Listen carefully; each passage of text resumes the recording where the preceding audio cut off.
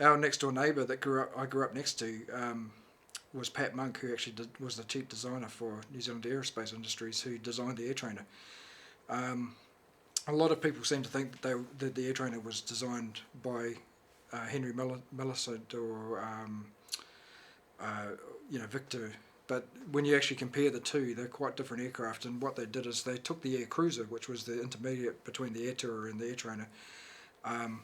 Pat took that, learned from it, and used the basic concept, but they really redesigned it a lot. It's a bigger aircraft. It's got a different wing design, and this is all done in New Zealand and at Hamilton Airport, Ohakea it's called, just down the road from Cambridge. And so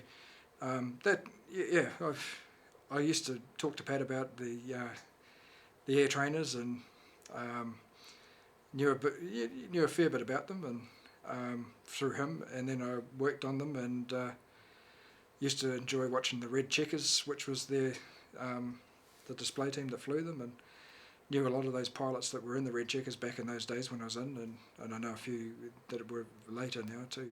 The CT4As that you've got out here, yeah, they were all designed and built in New Zealand, designed by Pat and his team. There were others, including I think the deputy designer was Murray McGregor, who went on to develop the aircraft after Pat left the business, and developed other aircraft for the same company, which became Pacific Aerospace, it is now.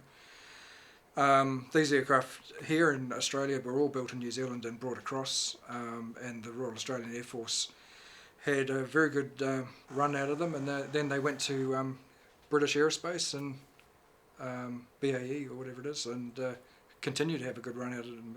So, and while I've been here, I've talked to a number of people who own them as private pilots and private owners, and they absolutely love them. So it's great to know that they're still having a good life, because ours are gone from New Zealand now. The CD4Bs, which was the original ones that New Zealand had, all came across here to BAE, and we got replaced them with CD4Es, and they've recently been withdrawn from Air Force service and replaced by the Beechcraft Texan 2, and so the CD4Es are now all sitting in a hangar waiting for a new career, I guess.